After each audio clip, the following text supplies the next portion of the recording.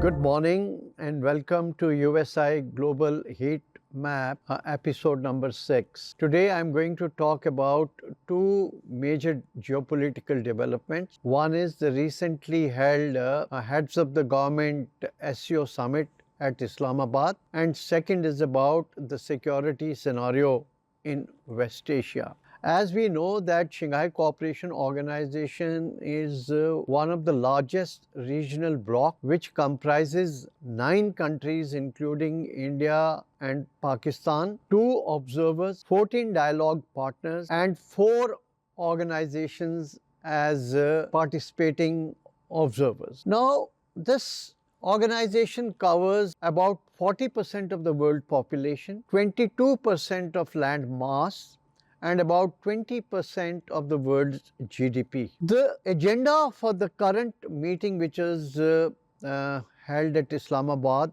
was firstly to evolve strategies for enhancing regional cooperation, connectivity and economic growth. Look at the mitigative steps to curb terrorism, extremism and separatism, and they also discussed measures to oppose protectionist and trade actions imposed by Western countries. And almost all countries were against the unilateral imposition of economic sanctions by USA and the Western countries. And very recently, as we know, Iran and Russia, they have been the major victims of these economic sanctions, and these have also affected India's global trade. Another issue that was discussed was joint action for climate change and environmental production. As we say that South Asia is very prone to climatic actions because most of our glaciers are shrinking, and that is going to affect the flow of water in the South Asian river system, which will have far-reaching adverse consequences for our crops, agriculture and also the availability of drinking water. Keeping in view the economic sanctions imposed by the West, there was a pitch for developing Shanghai Cooperation Organization Bank, a separate bank, also have SCO fund and an SCO investment fund.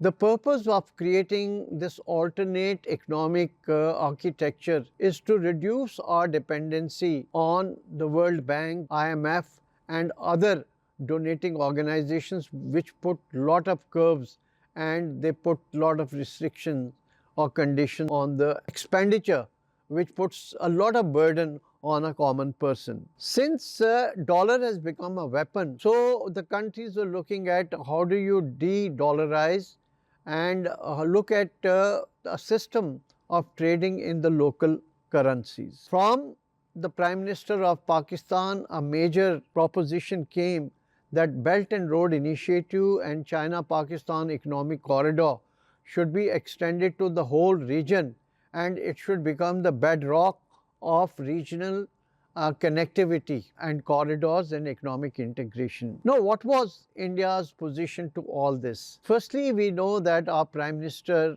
he did not participate in this event and he had nominated our Foreign Minister to represent him. There were a lot of speculations whether our Foreign Minister will represent or not, given the kind of toxicity which exists in Pakistan and how Pakistan's Foreign Minister Bilawal Bhutto had behaved at Goa, bringing a lot of bilateral issues at that meeting and vitiating the environment. But given the personality of our Foreign Minister, he went there and he conducted himself with a lot of dignity and poise.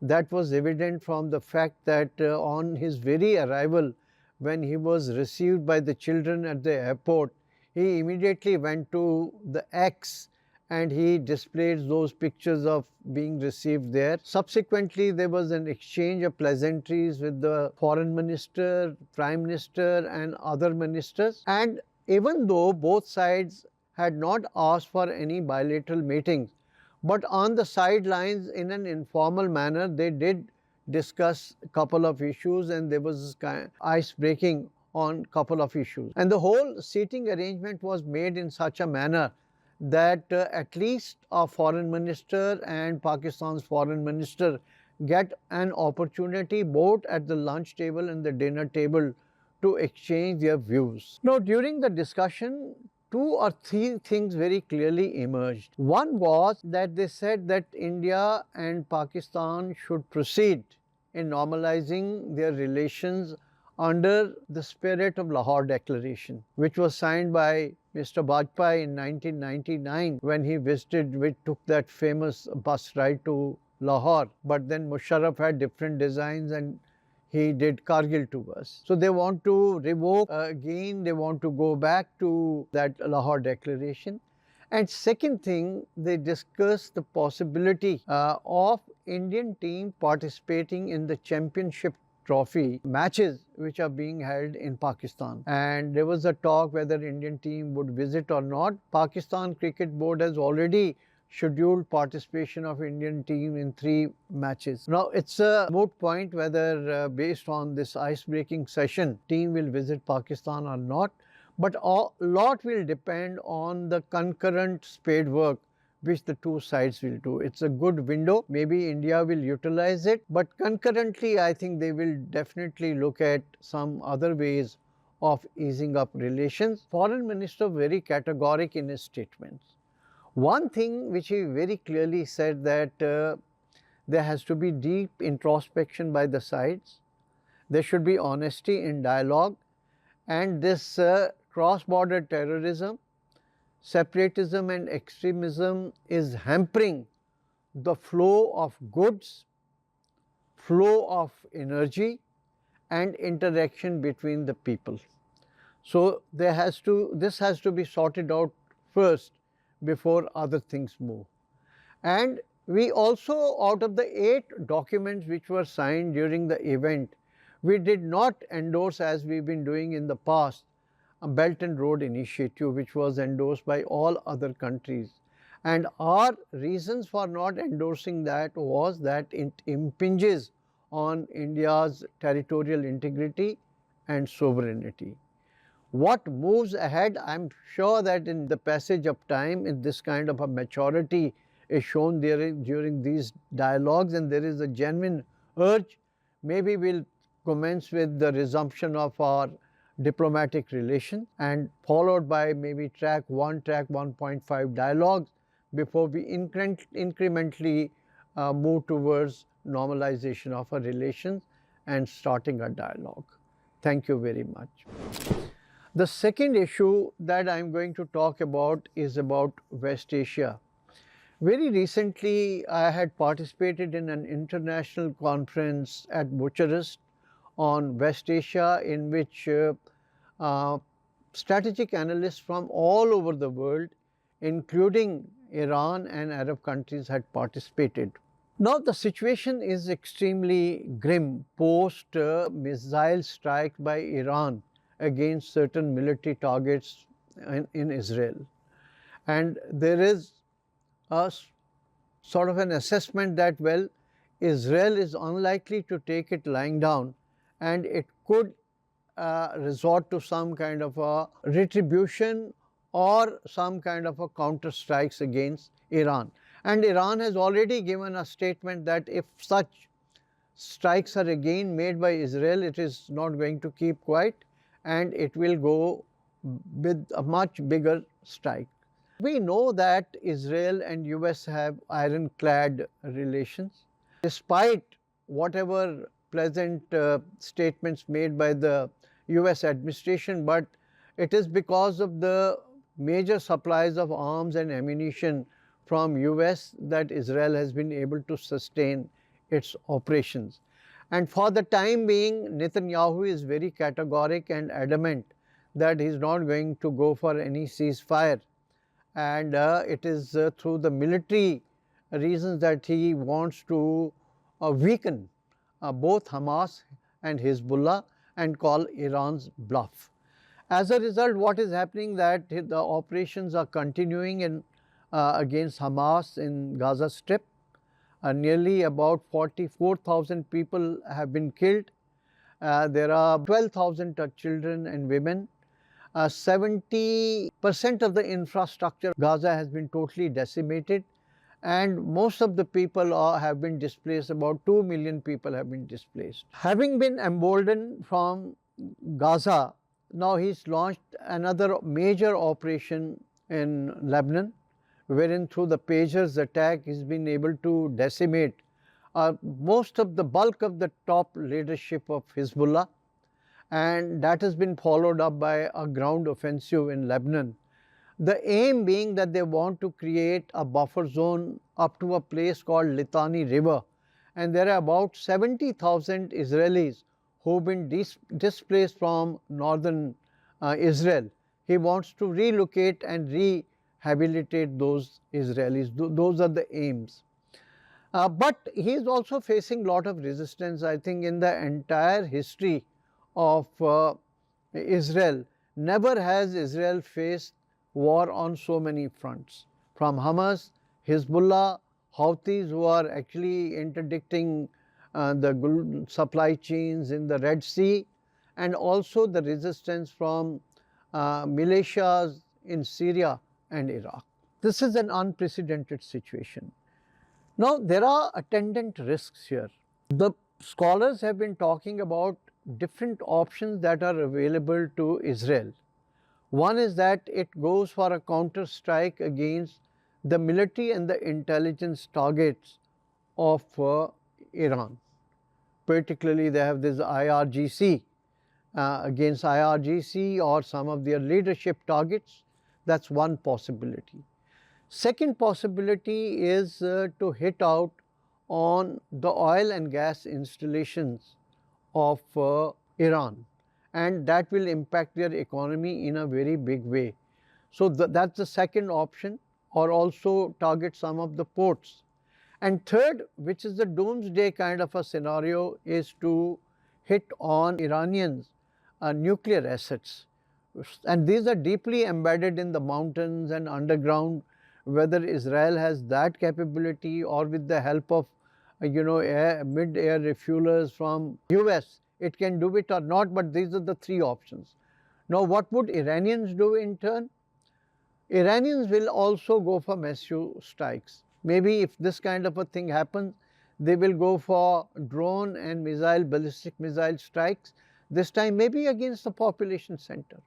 Or they could also target other oil and gas installations in the Middle East, in the Persian Gulf. They could even go for the blockade of Gulf of Hormuz, Strait of Hormuz, through which flows nearly 1/3 of the global energy. And this will have a devastating effect on the energy prices, because it will disrupt energy prices. As it is, the cost of the barrel today is about, per barrel is about $85. So this will have huge costs. How are other countries looking at the whole scenario? First is the Arab countries. Arab countries, even though they espouse of two-state solutions, but there is very little Arab consensus how to proceed further. On one hand, under the Abraham Accords, they want good relations with Israel, but because of Israeli massive military actions and human rights violations, there is a lot of resentment, particularly amongst the common people in the Arab world. So this has put the monarchies on the horns of dilemma, and they are also fearing that if they do not heed public sentiment, could be there would be an unleashing of Arab Spring-like situations in some of the countries who would talk about, ousting or dethroning some of the monarchies. Then the other country, that is the United States of America, which has all the levers in its hand. It all depends on how elections in US are going to pan out. Who will be the next president, and whether there will be a reconsideration of their Israel policy, or it will be business as usual. It also depends the very future of Netanyahu, because he is working much beyond the election mandate, because the elections were due in May, and there is also an inquiry against him about mismanagement of some funds. So these are some of the imponderables. But one thing is very certain: if US comes in a very big way and it gets directly embroiled in Arab-Iran conflict, then Russia will also look for its own options, because Russia's strategic interests in the region are very deep, in terms of they have number of bases in the Mediterranean. Then they have also developed a base in Sudan. Wagner Group is very active in some of the African countries. So they could strengthen these bases, they could deploy their air force, they could also help Iran in terms of supply of some air defense systems, and also provide them some aircraft. As it is, they've been operating these Russian aircraft for the Middle East from Iranian bases. Other country which has stakes here is China. But China has avoided in getting into the security swamp or security landscape of the region. They have huge trade. They are dependent on energy security from this region. So to my mind, that they will just make diplomatic noises against Israel, but they will not get physically involved in any of this conflict here. As far as India is concerned, we know that West Asia is our extended neighborhood. We have had historical ties with them. Nearly 2/3 of our energy comes from this region. We also got about nearly about 9 million diaspora which is living in this region. So the safety of that diaspora becomes very important. They send about 90 billion remittances from that region to their kith and kin in India. That will get affected. And last is that it will affect India's strategic projects, like you have I2U2, that is India, Israel, United States of America, and UAE, which is called Quad of West Asia, right? So that block itself will get affected. And then we had a very aspirational project there, and that was India Middle East European corridor, which was supposed to be a multimodal corridor into the region, which would have given a boost to India's trade with the region.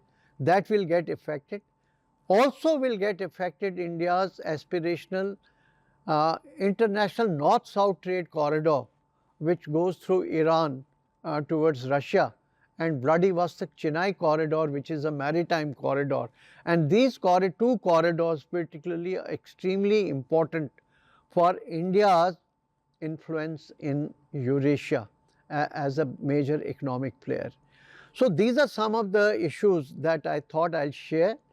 We are in a state of flux. Things are panning out at a very rapid pace, and we here in India are watching the situation very, very closely, and we look forward to what more developments take place, and we'll come back to you with another episode on the developments. Thank you very much.